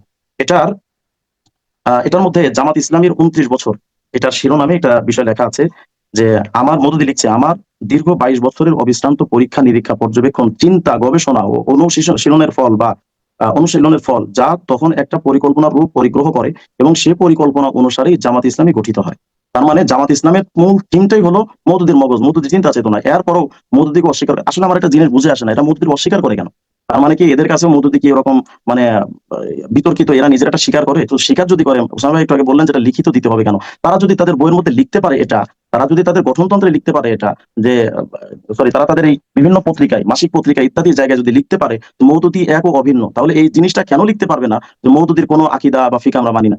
একটা লিখতে পারবে আরেকটা লিখতে পারবে না, এটা কেমন না? আচ্ছা, আরেকটা বিষয় হলো, এখানে ওসামা ভাই একটা স্ববিরোধী বক্তব্য দিয়েছেন। তিনি একদিকে বলেছেন যে ডাক্তার শফিকুর রহমান কোথায় বলেছে যে আমরা শরিয়া কায়েম করি না, একটা ভিডিও দিই, অথচ এই ওসামা ভাই কিন্তু একটু আগে বললেন যে শরিয়ার কথা বললে পশ্চিমা বিশ্ব নারাজ। তাহলে কথাটা একেবারে মানে দ্বিপাক্ষিক কথা হয়ে গেল না, স্ববিরোধী বক্তব্য না? তিনি একদিকে বলছেন যে শফিক এটা বলছে, কোথায় প্রমাণ দেন? তার মানে শফিক বলে নাই। আবার বলছেন যে এই কথাটা শরিয়ার কথাটা বললে পশ্চিমা সভ্যতা নারাজ হবে। আমার বক্তব্য হলো যে আপনি একদিকে বলছেন সে বলে নাই, আবার একদিকে বলছেন বললে সমস্যা। এটা আসলে এটার ব্যাখ্যাটা কি? তো মানে সাধারণ কোনো মানুষ বুঝে যে তিনি নিজের কথা দিয়ে এখানে ধরা খেয়ে গেছেন। আচ্ছা আচ্ছা, আরেকটা বিষয় হলো এখানে উসামা ভাই তিনি বলেছেন যে পশ্চিমাদের ভয়ে তারা শরিয়ার কথাটা এখন বলাটা মুশকিল। আমরা কিছুদিন আগেও কিন্তু দেখেছি, তিনি আমার কাছে একটা প্রশ্ন করেছিলেন যে বিএনপি ইসলামী দল কিনা। এই জায়গায় আমি একটু ক্লিয়ার বলি, আমি প্রথমত এই বিএনপির সাথে কেউ জোট করুক এটার বিরোধী আমি আগেও ছিলাম, এখনো আছি, ভবিষ্যতেও আছি, আমি তো স্পষ্ট এই ব্যাপারে। সুতরাং যারা বিএনপির সাথে গেছে তাদের কাছে আপনি জিজ্ঞাসা করবেন, আমার কাছে এটা জিজ্ঞাসা করার কোনো অর্থ নেই। তারপরেও আমি দুইটা ঝামেলার, একটা ঝামেলাকে আমি ভালো আর একটা ঝামেলাকে বেশি ভালো, একটা মানে দুইটা ঝামেলার কোনোটা একটু ছোট, কোনো একটা বড় ঝামেলা, বাস এভাবে আমি মানি। যেমন আহ মওদুদীর আকীদা আমি এই জবটা আগে একবার দিয়েছি যে যদি কেউ জামাত ইসলামীতে যায়, জামাত ইসলামীদের একটা বক্তব্য মানুষ ওটা ইসলাম মনে করে গ্রহণ করে, কিন্তু বিএনপির মানুষ ইসলামিক দল মনে করে না। সুতরাং তাদের কাছে যদি কেউ যায় তাহলে আমাদের আকীদার কত কোনো সমস্যা হবে না, কারণ সবাই জানে এটা ইসলামিক দল না। আরেকটা বিষয় হলো এখানে যারা মানে ওসামা ভাই এখানে বলছেন যে বিএনপির সাথে যারা গেছেন তাদের বিরুদ্ধে আমরা কেন বলি না। আমার ফেসবুক পেজ হয়তো আমার ফেসবুক পেজ তো প্রায় নষ্ট হয়ে যায়। ওসামা ভাই যদি আমার পেজটা যদি 2 মাস যাবত দেখতেন তাহলে এই প্রশ্নটা উনি আমার কাছে করতেন না। আমি কিন্তু আগাগোড়াই আমি ওই 2 মাস আগে যে বক্তব্যটা দিয়েছিলাম ওখানে স্পষ্ট বলেছি আমরা কুফরি মতবাদের সাথে ঐক্যের বিরোধী, নেফাকতন্ত্রের সাথে ঐক্য বিরোধী। আমি চেয়েছিলাম সর্বদা সবসময় যে আমাদের আকীদা শুদ্ধ যারা, ইত্তাবিউ সাওয়াদুল আযম, আমাদের ওসামা ভাই তো নিঃসন্দেহে এটা জানবেন ইত্তাবিউ সাওয়াদুল আযমের ব্যাখ্যাটা কি। ইবনে মাসউদ রাদিয়াল্লাহু আনহু বলেছেন আল জামাআতু মা ওয়াফাকাল হক ওয়া ইন কুনতা ওয়াহদাক। আপনি যদি একা হন তাহলে আপনি ওই জামাতের সাথেই থাকেন। আপনার সংখ্যাগরিষ্ঠতা নিয়ে এখানে গত কয়েকদিন আগে আমাদের ওসামা ভাই আরেকটা কথা বলেছেন যে অন্যান্য দলগুলো হলো কূপের মতো আর জামাত ইসলাম হলো সাগরের মতো। তার মানে এখানে ইত্তাবিউ সাওয়াদুল আযমের মানেই হয়তো তিনি এটা ব্যাখ্যা করে দিলেন যে জামাত ইসলাম বিরাট একটা দল, অথচ ইত্তাবিউ সাওয়াদুল আযমের আল জামাআতু মা ওয়াফাকাল হক ওয়া ইন কুনতা ওয়াহদাক এই ব্যাখ্যাটা আমাদের ওসামা ভাই জানলে অবশ্যই বক্তব্যটা তিনি দিতেন না। যাই হোক, এখানে তিনি যে বললেন বিএনপির বিষয়টা, আমি বিএনপির সাথে কখনোই সাপোর্ট করি না, সুতরাং এটা নিয়ে আমার উপরে প্রশ্ন করাটা একেবারে অবান্তর মনে করি আমি। আরেকটা বিষয় হলো ওসামা ভাই বলেছেন যে তিনি কখনো গণতন্ত্রকে হালাল বলেননি, ঠিক আছে, এই জন্য আমি তাকে ধন্যবাদ যে তিনি সুস্পষ্টভাবে এটা বলতে পারছেন যে তিনি গণতন্ত্র হালাল বলেননি। তো জামাত ইসলামের জামাত ইসলামের গঠনতন্ত্রই তো বলছে, লক্ষ্য উদ্দেশ্যের মধ্যে আপনি পড়লে পাবেন যে তারা গণতান্ত্রিক পন্থায় গণতন্ত্রের আইন প্রতিষ্ঠার জন্য তারা এই সংবিধানে স্পষ্ট করে লিখেছে গণতন্ত্র রক্ষা করার জন্য যদি আমাদের যত পন্থা অবলম্বন করা দরকার সবই আমরা করব। আপনি সেই দলে যখন এই ফরমটা যখন আপনি পূরণ করেছেন তখন কি আপনি তাদের সংবিধান মানেন নাই? তাদের সংবিধান তো বলছে গণতন্ত্র প্রতিষ্ঠার আন্দোলন করে তারা তারা তো একবার তারা তাদের সংবিধানের মধ্যে এই কথা স্পষ্ট করে বলছে না যে আমরা শরিয়া আইন কায়েম করবো। তাহলে এই যে প্রশ্নটা আপনি নিজের জবাব থেকে আমার পাল্টা একটা জবাব দিতে চাইলেন, এটা আসলে কতটুকু যুক্তিসঙ্গত আমার বুঝে আসে নাই। আরেকটা বিষয় হলো বিএনপির উপরে একটা প্রশ্ন তিনি করেছেন যে বিএনপি কি শরিয়া আইনে বিশ্বাস করে কিনা বা তারা ইমানি সংগঠন কিনা বা ইসলামী সংগঠন কিনা। দেখেন, বিএনপি জাতীয়তাবাদে বিশ্বাসী, নিঃসন্দেহে সেটা কুফরি তন্ত্র। আমি স্পষ্ট ভাবে এটা আমরা সব জায়গায় বলে থাকি, জাতীয়তাবাদ কুফরি তন্ত্র। আপনি তো ওসামা ভাই সর্বদা সবসময় বলে আসছেন মানবরচিত তন্ত্র সবগুলোই কুফরি। এবং ওসামা ভাই আপনি কিন্তু আগেও এই বক্তব্যগুলোই দিতেন যে মানবরচিত তন্ত্র দিয়ে এই সিস্টেমে কখনো ইসলামী হুকুমত কায়েম হবে না। আপনার সেই রুইয়াকে আপনি এখন পরিবর্তন করছেন কিনা এটাও আমাদের জানা দরকার ছিল, হয়তো সময় পাওয়া যাবে না।